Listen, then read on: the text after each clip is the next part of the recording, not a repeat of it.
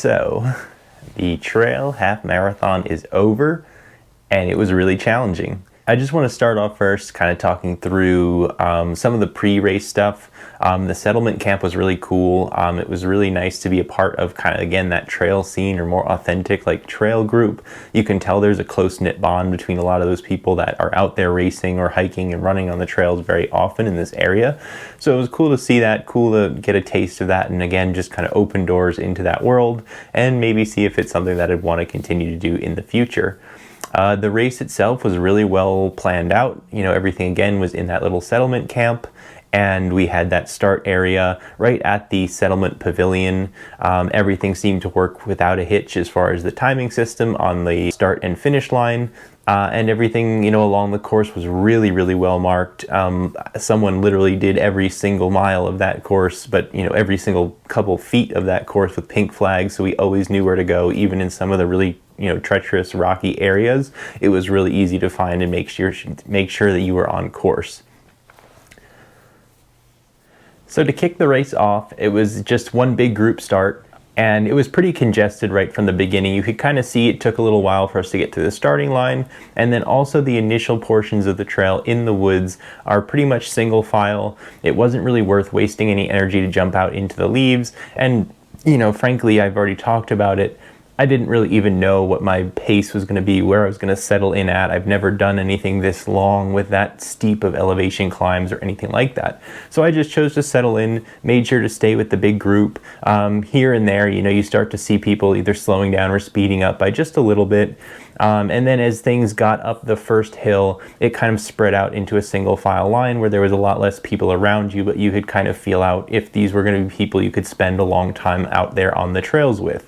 So right off the bat, you know, pretty much my goal was to hike if I was behind someone who was going to be in my way, try and jog a little bit uphill or flat, and then we pretty quickly just went into very steep climbing. You know, the first mile or so is really getting ready to go up Mount Beacon, which is where you summit at the fire tower. So that whole stretch is, you know, mostly rocks and very difficult kind of terrain to run on at any kind of speed, whether there was elevation or not. So you kind of have to make do with that and really just treat it more as like this adventure thing than a running race, because you have to be able to preserve all of your muscles and energy to get over rocks and climb things, as I'm sure you saw. Once we got up Mount Beacon, I was feeling very good about that climb. In the past, in training and stuff, as I started to go up the mountains, I'd usually do 3 or 4 mile runs at a time, and I would have to stop and take breaks and all this stuff if I ran too fast. So I was proud of myself to just get up there without stopping. It was a perfect balance of, you know, hiking and jogging where I could, and I got up to the top and was ready to go right back down. I stopped for a quick little look around. It was completely like the best possible weather, really, really gorgeous views, but I quickly kind of made my way down. You can see right away that technical descents were pretty rough as well. You know, again, there's really only single file lines, so if someone in front of you is not good at going down the rocks, there's really no safe way to pass them. And, you know, luckily, at least the people around me kind of felt that way too, and no one was trying to pass each other or do anything crazy like that. You know, as a blanket statement across the whole day, all the other competitors and runners out there were very good about passing me or letting me pass them, stuff like that. Nothing was done kind of out of control in any way. So after that first descent, there was quite a few stretch of miles, you know, probably the best part of the course to run. I did a lot of jogging between like mile 3 and mile 7, which was either flat, light uphills with a little bit of hiking, or kind of a slow downhill where we actually come out on the road for the mile 7 aid station. Now, just before that mile 7 aid station, I actually fell down. And it wasn't anything too bad. It's just that a lot of the trail is covered in leaves still. It just looks like all the fall leaves. They really had nowhere to go yet, I guess. And there was some mud from rain runoff underneath them, and I kind of got suctioned into the mud, and I kind of just decided to tuck my shoulder and kind of rolled into the mud. So I was kind of dirty. That's where I kind of skinned my knee just a little bit. And that was really the one issue that I had on the whole course, and it wasn't even like a bad area to fall or anything like that. I just got caught off guard by the squishy mud. and I rolled over. So didn't get it on camera, but I did wash off just a little bit at that mile 7 aid station. And I also took in some fuel, refilled my backpack, had pretty much gone through the whole 2 liters in the first 2 hours that I was out there for the first half. And so I had a little bit of something to eat. I had 2 Oreos at the aid station and filled up the backpack that I had filled with water, now with like an electrolyte fluid that they had on the course.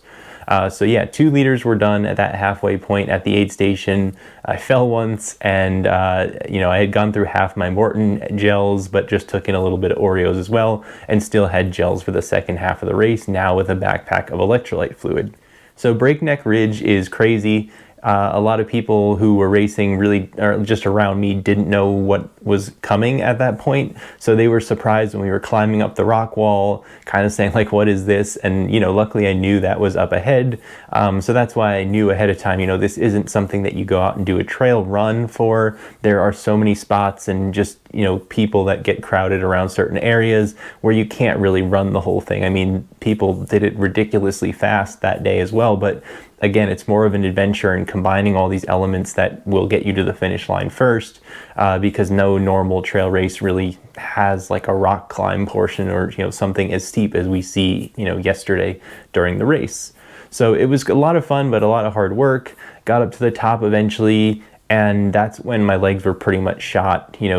Mile 8 or so came, and we were just about to do a downhill, but again, it was pretty technical. There was a lot of like rock stairs that they actually blast out of the rock so that way you can climb down, and I wasn't going to go too quick on it. It was a little bit damp actually on that half of the mountain. And so we just kind of, me and 2 other guys grouped up and kind of speed hiked down together. We were talking to each other, where everyone was from, what we were doing, some of the other races we've run recently. So it was a nice time to kind of catch our breath, let our legs get a little bit more underneath us, because we had one more major climb coming that would take us back to the finish line. So that next uphill was just before I kind of talked yesterday while I was out racing.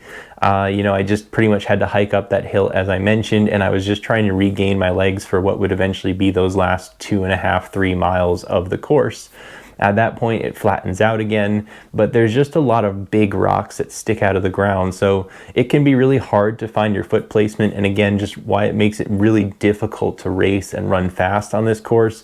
Not that I wasn't tired anyway or really out of energy, but it would have been technically difficult to run, and honestly that's why I couldn't so much, because as my legs got tireder and heavier, I just wasn't picking up my feet enough, and I would kick a rock or something. I didn't want to fall down, so you just need to kind of make those decisions to be smart and hike again, walk as fast as you can, jog a little bit, just in the areas that it is safe, so you can then still have enough energy for the finish and obviously make it down in one piece. With 2 miles left, I finally had some energy, started jogging. Definitely by that last mile, kind of was talking to myself saying, all right, let's go 1 more mile. And it really kind of cleaned up on the trail. It becomes very manageable, very groomed. And, ultimately you finish out on this big lawn that goes back down to the finish line.